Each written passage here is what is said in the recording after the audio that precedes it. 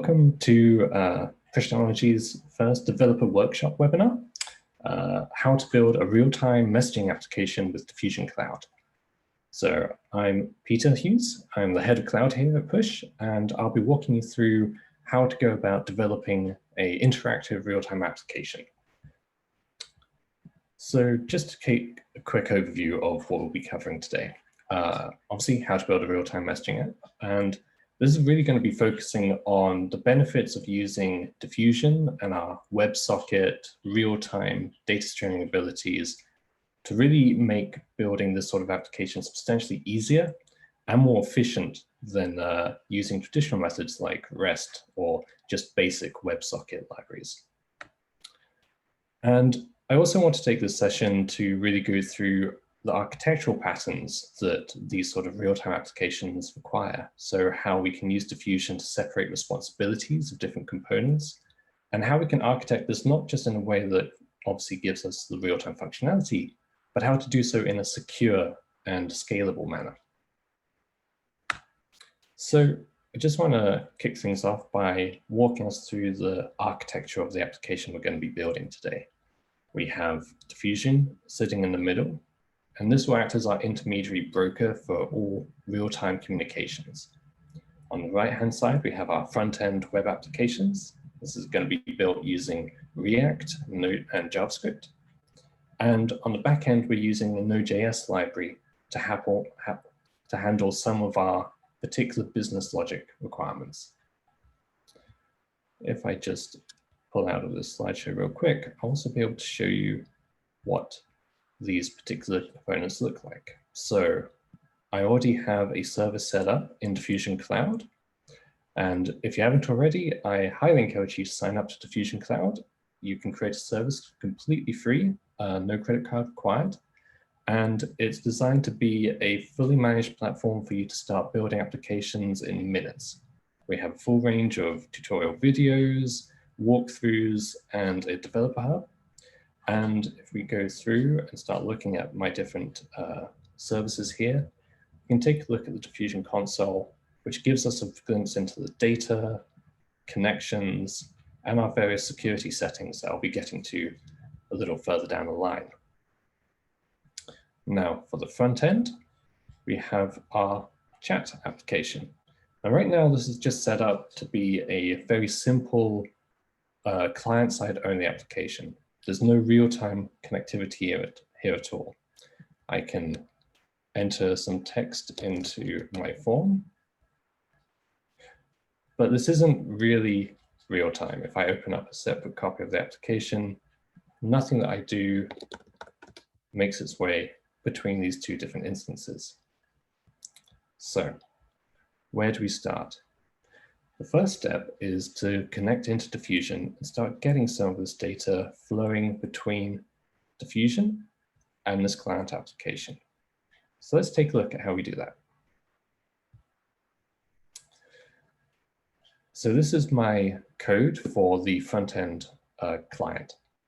Now this is written using React, which I've used simply to make it a little easier to focus on the Diffusion and the data-oriented components rather than worrying about how we render and update the HTML.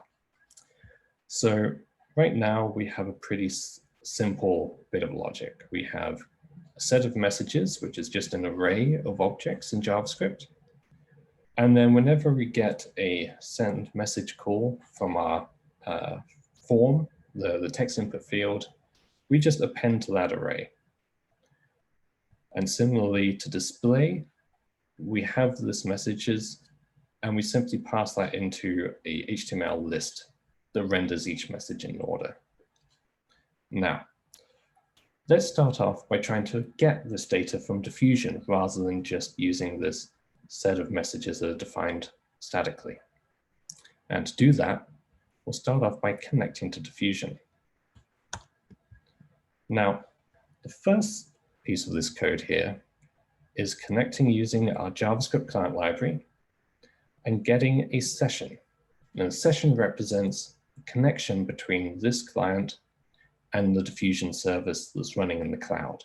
If we take a look at the architecture here, we see that a connection to Diffusion is really about who you are. So what you can do through our API, authentication, which defines who you actually are, and authorization, which determines what it is that you can do.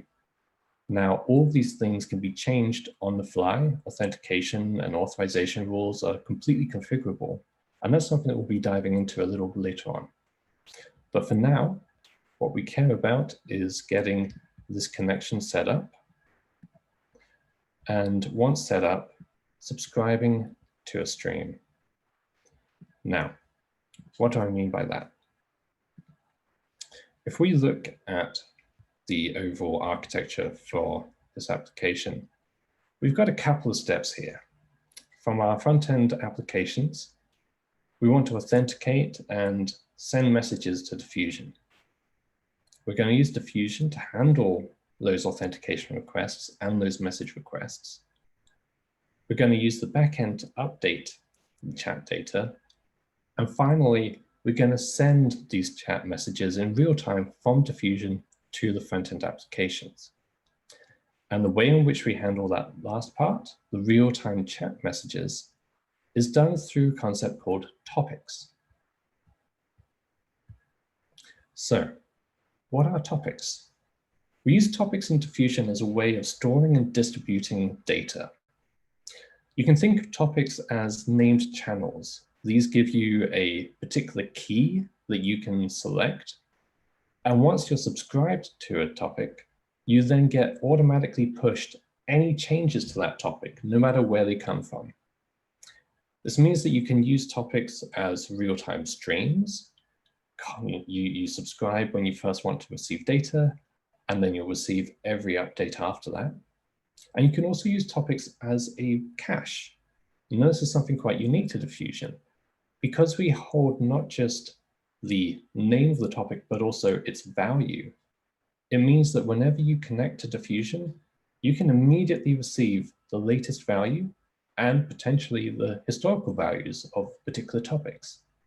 This really makes Diffusion not just useful as a conduit for pushing data from backend to frontend, but also as a way of taking load off your backend systems, letting you have to worry only about your business logic and not having to worry about scaling them. Diffusion takes care of that last mile delivery. If we go back to our application, we'll see that we're connecting into Diffusion, and then we add in the stream. This essentially sets up a handler function that lets us respond to updates to this topic, chats and test.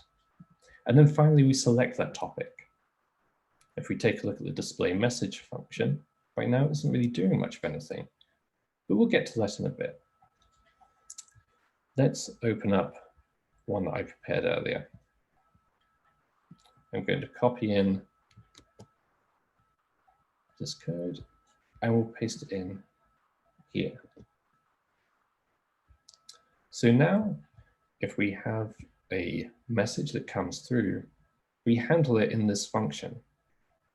Now, I'll go through all of these details a little bit later, but for now, all we need to worry about is that we can get the value as a JSON object, and then we can append that into our messages array in exactly the same way that we were doing previously in a static fashion. So now that we've made these changes, let's take a look at what happens.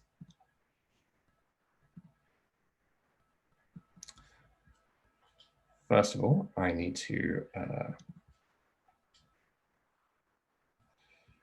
fix a little problem. There we go. So what's happening? Not much has changed from the front end at this point. If we open up the web inspector, we can see that if we want to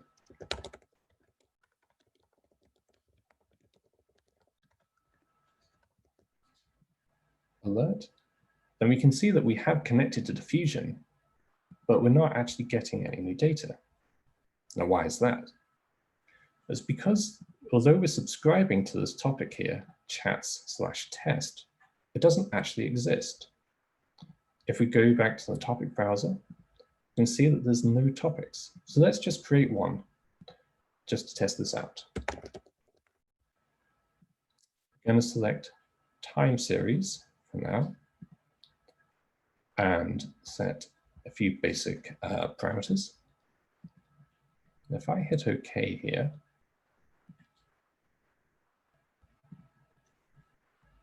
and then update this value,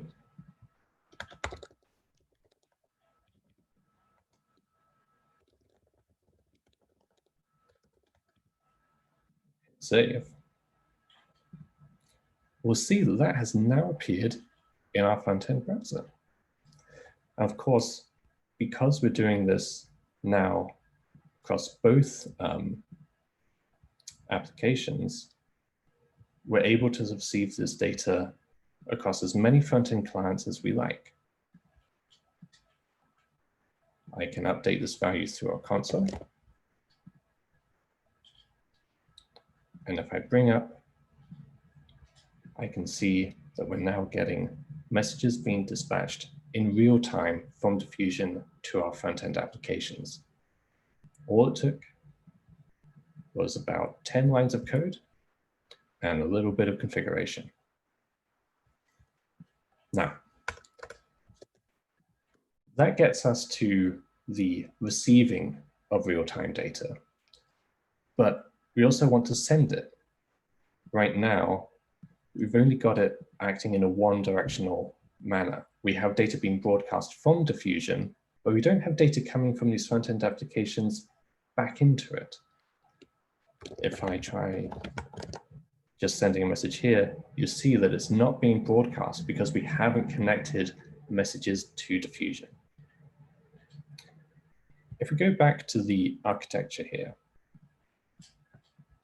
we can kind of see that one way of handling this would be for a front-end application to send a chat message and have that automatically update a topic and be broadcast out to all of the subscribers, all of the other front-end clients. The problem with this approach, however, is that it really doesn't provide a secure way of handling multiple participants or users. Most production applications need to be able to handle things like input sanitization, or maybe you just want to apply other business rules on top of user-generated data before you send it out to every other user. So the architecture and approach that we're going to take today is going to use Diffusion's request response messaging feature to allow us to use a backend service to handle messages and then use that backend service to update topics on the front-end user's behalf. So to accomplish this, we need two sides, the sending of the data and the backend handler. So let's start with the sending of data. If I copy the updated code for that, we can see that instead of just appending the array, we construct a request, a JSON object containing the message and optionally the room, which we'll hard code to test for now. And then we use the messages feature in our Diffusion client library to send the request on this particular path, which is chat/update. So now that we've updated this, let's take another look.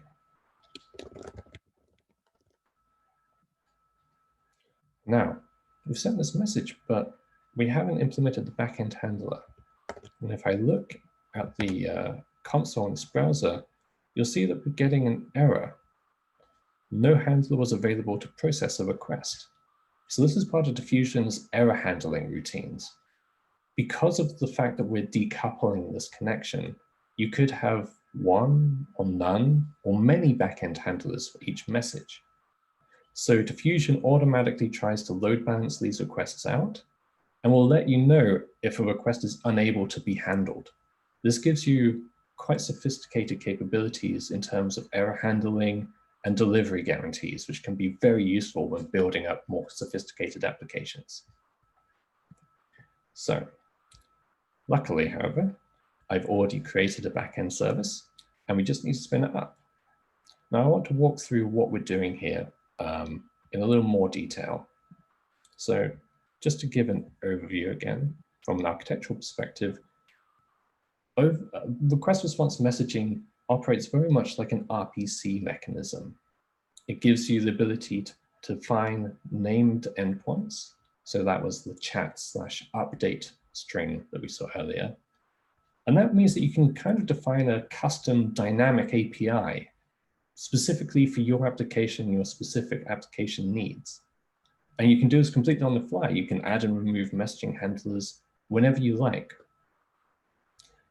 And because this is RPC type mechanism, it means that you can very securely implement different backend procedures. You don't have to have your front-end clients always updating data directly. You can have this operate as an intermediary, performing actions on behalf of your users in a way that's guaranteed to be secure or auditable. And finally, there's another feature to request response messaging, and I won't be displaying it today, but we allow you to send messages not just from backend, from front-end clients to backend handlers, but you can also send data to one or more clients depending on particular metadata. For instance, you can use request response messaging to send messages to everyone who's authenticated with a particular username, or anyone who's connected from a particular geo-IP range. And that opens the doors to really interesting possibilities of multi-window applications, of being able to provide a cross-device experience for users.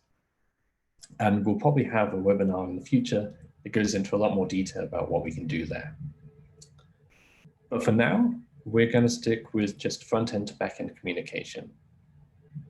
And the way that this is going to work is going to be as follows.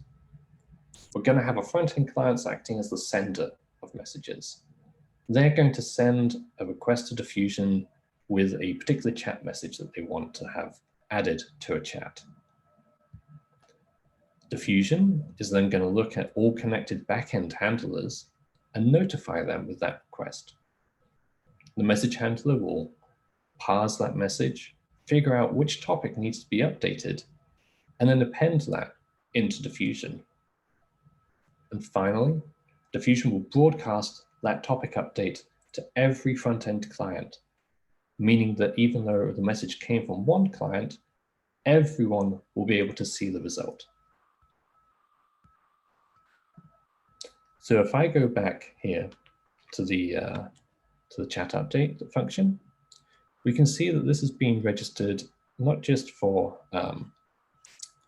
any particular message handler, but specifically for this path, chat/update.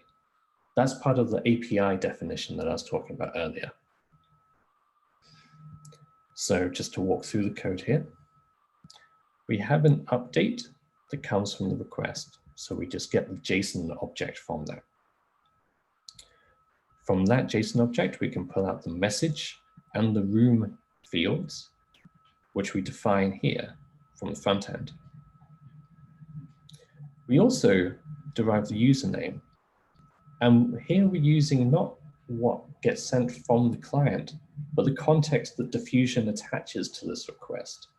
We're using the principal field here, which is a unique property that Diffusion sets as the username for the person who initially sent this request.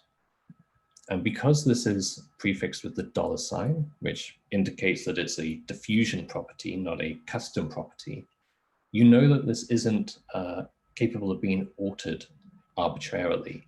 You can trust that this will always be the case. And this enables you to correlate inbound requests to who sent them, and optionally ask for other metadata too, if you need that for making more complex decisions within these sort of handlers. So what we're doing here, once we have the username, the message, and the room, is that we're going to try and append a message to our topic. And we're going to append the user and the message fields. We're going to use the room field to derive the name of the topic that we're going to update with. And if all of that succeeds, then we're going to have a response sent back to the front-end client. It's going to say, okay. And if it doesn't succeed for any reason, then we're going to send a rejection error. What that means is you have full end-to-end error handling. If this were to fail for any reason, maybe we decide that the user isn't allowed to update a particular topic, we can reject that error request and it will be handled on the client side like a native error as well.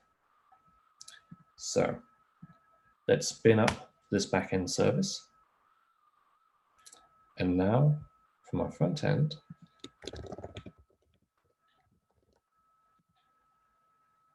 we can see that we received an update for the room test from the user admin with the message of testing from local. And if I open up this client, we can see that that message has appeared here too.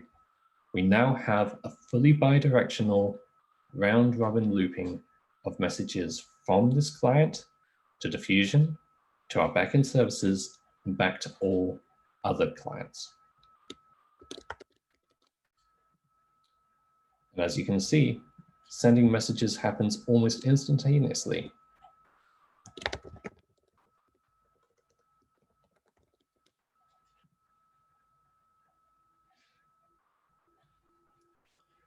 Now, this is a really great piece of the puzzle. We now have a fully interactive web application that allows multiple users to come in and start sending messages back and forth between each other. But what happens if someone comes in later? Will they miss out? Well, because we've got this set up as a time series topic, right now we're getting just the latest one when we resubscribe. So if we refresh this client, we're only going to get the most recent message that was added to that topic. If I add that here, we see we get subsequent updates just fine, but any new user won't see the full history of the chat. So how do we fix that? Well, the trick here is using time series. So time series is the way that Diffusion handles topics that need not just the latest value to be stored, but a full history. And there's several reasons why you might want to do this. So you may need a historical log. If you have events that happen in sequence, being able to keep track of all of those in order can be very useful, specifically for things like chat applications.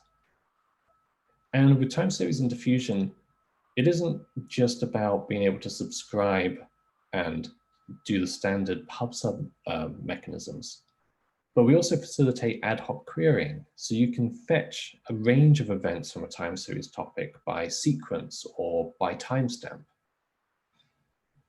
But of course, because it's Diffusion, we're still about that real-time data. Time series topics kind of give you the best of both worlds. You can update them and any updates will be sent out to clients in real time if they're subscribed.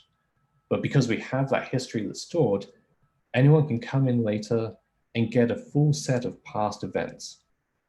It's completely seamless. And just to walk through what this looks like, we're going to have our front-end client subscribe to a particular room topic. And as part of that subscription, they're going to be sent both pre-existing messages and real-time chat updates. Now, there's one other piece of this puzzle too that we should address. So right now, we're subscribing to one topic, chat/test. And that works fine for this demo application here. But what if we wanted to have different topics? Or what if this topic didn't exist at all? Well, that brings us to the next piece of the puzzle, missing topic notifications. So with Diffusion, because everything's based around topics, and because we can't deliver data unless a topic exists, it can be really useful to know if someone wants to subscribe to a topic that isn't in Diffusion. Now, this may seem a little complicated at first, but it's actually very useful because it means that you can now start delivering data on demand. You know exactly what data your users want, and you can maintain this historical value cache in Diffusion based on a very dynamic set of what data is actually desired by your end users. And because this is delivered as notifications between front end and back end, it means that Diffusion can operate as part of your full application logic. It's not just a dumb cache. So let's take a look through what that means as well.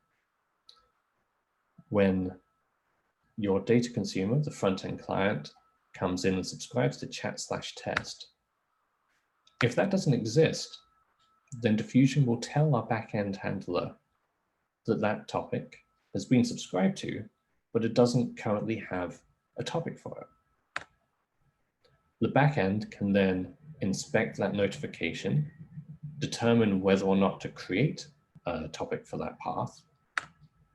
And once it's done so and set that up within Diffusion, the front-end clients will have their subscriptions complete and they'll be able to start sending and receiving data just as normal.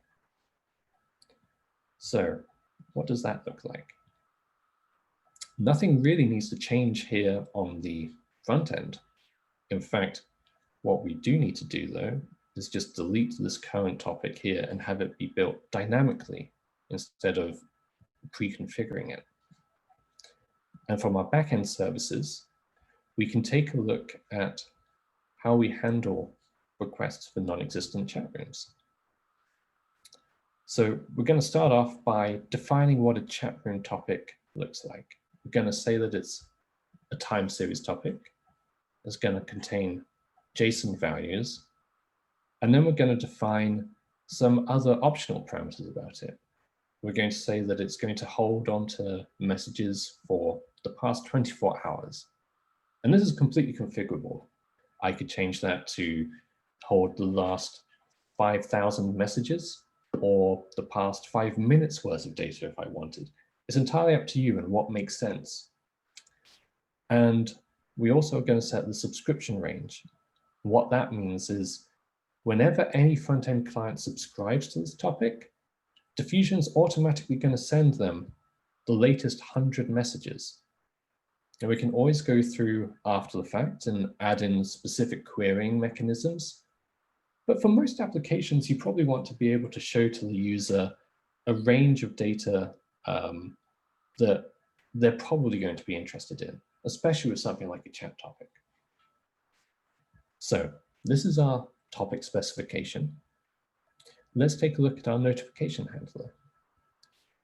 So we can see here that we use the add missing topic handler.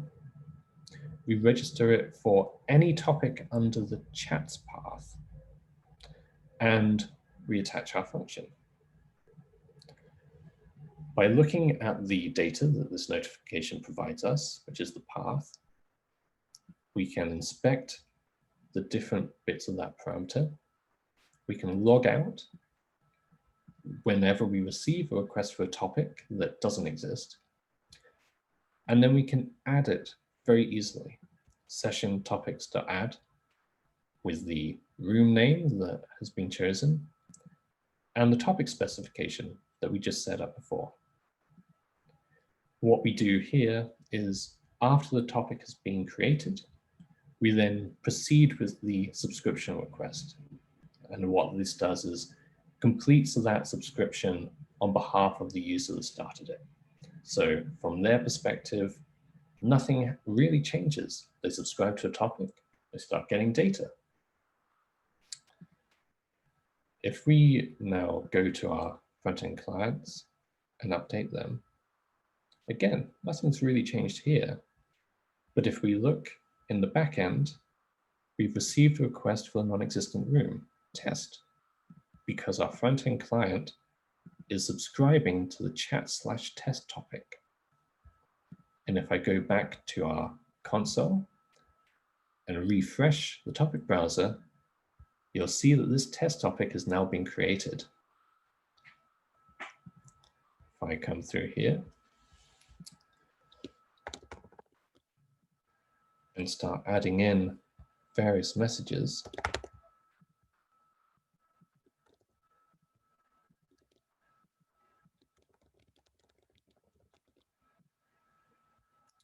I can refresh these front-end clients, and now I'm going to receive all of the history of that chat topic. I can come in much later, in fact, according to our specification, within the following 24 hours, and still find all of these messages. And of course, if you want to, you could have this chat topic keep messages for 5 days, 5 months, 5 years. It's entirely up to you. But one of the great features of time series topics and messaging handlers and missing topic notifications is that it's very easy to think about how we could take this current architecture and store chat messages, not just in Diffusion, but also in a database. And then if a user comes in for a chat room topic that doesn't exist, we could fetch that data from the database and populate that into Diffusion on demand, meaning that you could have a very scalable front-end cache with Diffusion, while also being able to keep a much larger historical set of data in a data warehouse somewhere. So I think we're doing pretty good so far. We've now gone from a basic front-end application to something that can send and receive data fully bidirectionally in real time. And the last piece now is about the security of this, how we can control what our users are able to do. So Diffusion has a couple of unique qualities around security that make it very suitable for building these sort of applications. So we have a very scalable security model. You can have thousands of unique roles and permissions that Diffusion manages across every active connection. And you can change those completely on the fly if you need to add or remove access to different bits of data. With the Diffusion security model, you can also define those permissions, not just on a general user level, but down to the individual topics. And by utilizing some of our processing capabilities, you can even expose data on a per field basis by utilizing topic views and path-based permissioning systems. And finally, we don't just have Diffusion as the sole custodian of all this security configuration. It's entirely extensible. You can plug in your own authentication mechanisms using the same client SDKs and control precisely how your security model gets configured and is utilized throughout your application. So what we're going to do with this current real-time messaging app is a pretty basic demonstration of how you can use Diffusion to handle not just authentication, but authorization, and how we can use it to take care of users logging in for the first time versus users logging in after they've already created an account. So we look at the general flow. We're going to have our front-end clients attempting to authenticate when they connect to Diffusion. They're going to provide a username and password. Now, if they already have an account set up in Diffusion, then great. We can complete the authentication. They'll have a session set up and they can start interacting, sending and receiving messages. If they don't have a user account set up in Diffusion though, Diffusion will send an authentication request back to our backend handlers, which have registered an authentication handler.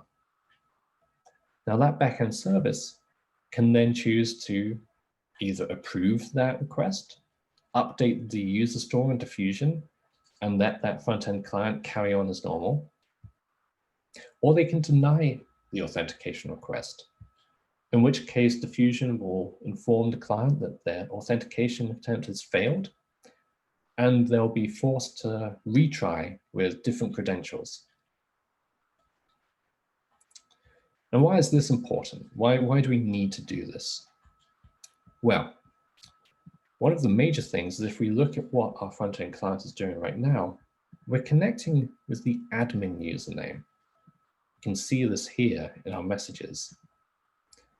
And the admin user is something that we've set up just for the purposes of this demo, but it's got full access to everything.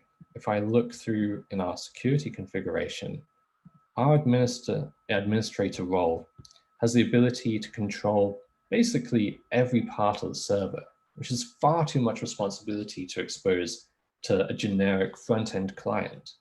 We really want to keep what a front-end client is allowed to do as locked down as possible. So there's a couple of things that we're going to do here.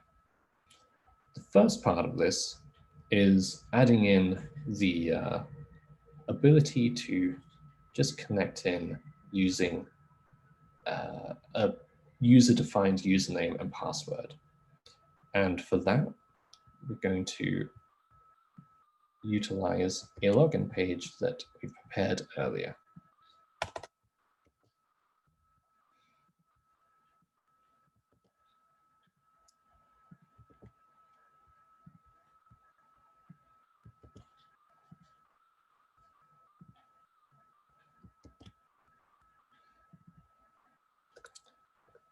Bear with me while I just get this set up. So we have a login page now.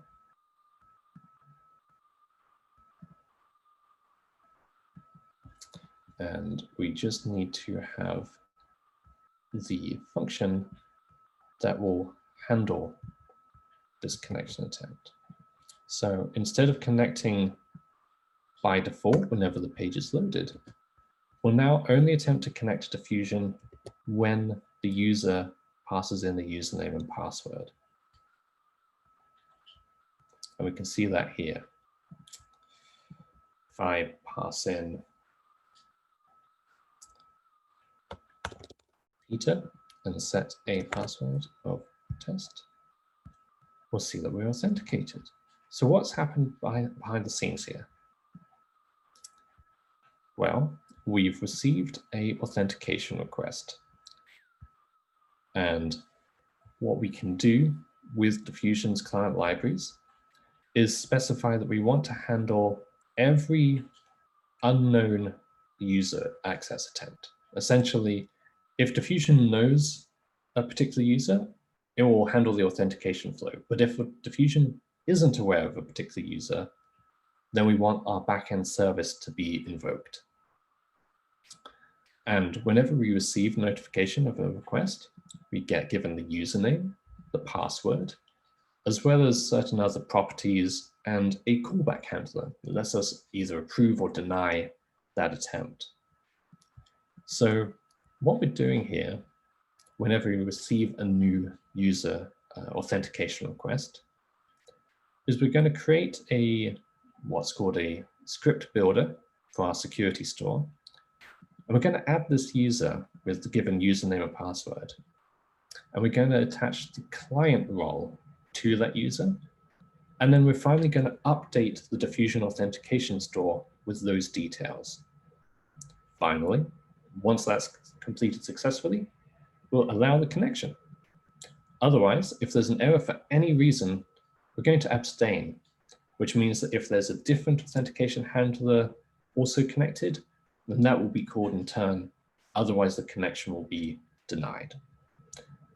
And if I come in and look at our authentication store, you'll see that we now have the Peter principal with the client role associated with it.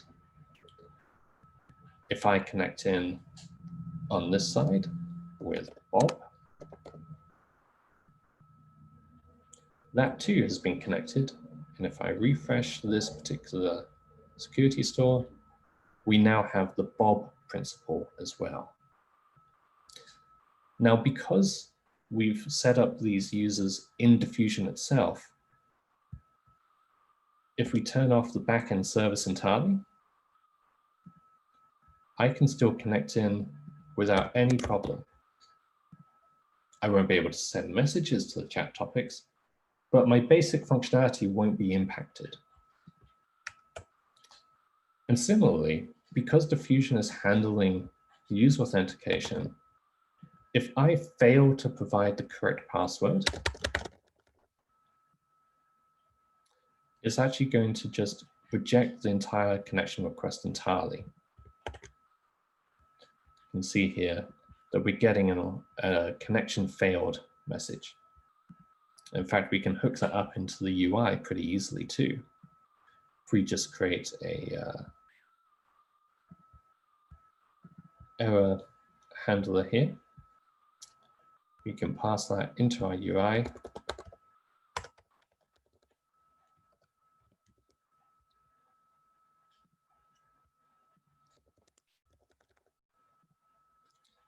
And now we can inform our users whenever their attempt to connect has been rejected. So we just need to do a few final things. Well, now that we're connecting with a given username, the way that we handle message requests starts making a bit more sense. Because we're pulling out this principal or username that's attached to each connection and attaching it into the message, we can now make sure that instead of just using the normal admin title here, we'll be able to see that reflected in the list of messages. Just get rid of these statically defined ones and open up the application one more time.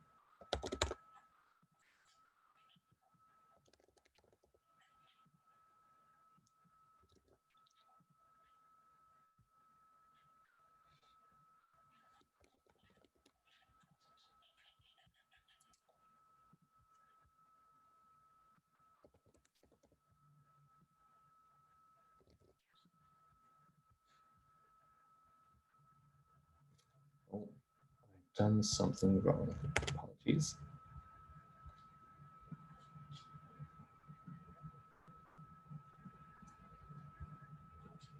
Let's take a look at what's happening here.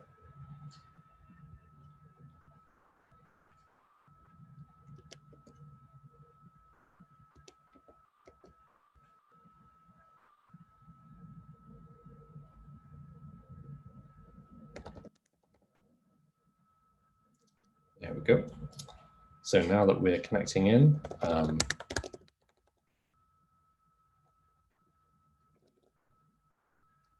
we can see now that the names are being reflected in these specific messages.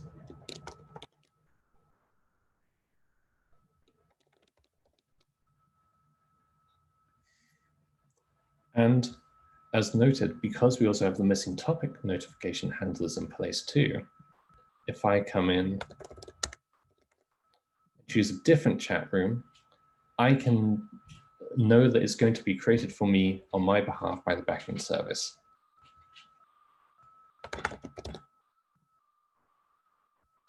And in our console, we can see that the private topic has now been created too.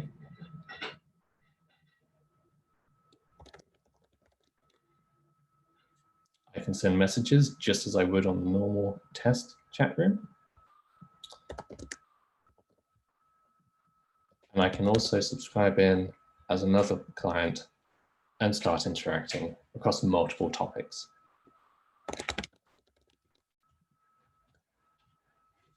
So hopefully that covers, at least at a high level, how you can start using Diffusion to build a real-time messaging application. We've gone from having a pretty basic local-only application to really being able to use Diffusion's capabilities across pub/sub, messaging, notification handlers, and security in only a matter of minutes. Just to recap some of the features that we've covered here too. So we use the real-time data streams from our topics to handle pub/sub functionality, to be able to broadcast out messages from Diffusion to any number of front-end applications. Obviously, I've only been showing using one or two here, but Diffusion's designed to handle thousands, tens or hundreds of thousands of concurrent connections. We have customers all around the world who are using Diffusion to power massively interactive multi-user applications. We showed how to use messaging for front-end and back-end communications, creating RPC endpoints and your own APIs for communication back and forth in a reliable and scalable way. We've gone through time series topics and the ability to retain a history of events and use that for building up chat applications. We've looked at what we can do with missing topic notifications and having your application become responsive to your user requests and the particular data sets that they're interested in. And finally, we've seen how you can use Diffusion to manage and control access across different parts of your application at different levels as required. So I hope this has been informative. Thank you all for watching. And if you haven't already, I highly encourage you to sign up to Diffusion Cloud for free today. Visit our website at www.pushtechnology.com. And if you're interested in learning more, you can check out our developer hub at developers.pushtechnology.com. You can follow us on Twitter at push_technology. And we're on YouTube too with Push Technology. We have a couple of videos already in place for what's new in Diffusion 6.5, our latest release, as well as how to use our REST API, and there's even more videos coming. And finally, we have a webinar coming up in a couple of weeks, the principles of PubSub with Diffusion, which is going to be a deep dive into what you can do with topics and broadcast capabilities with Diffusion. I highly recommend that you register to find out more about that when it gets closer to the date. So hopefully this has been informative, and at this stage it's probably a great point to open the floor for any questions or any other comments that you might have.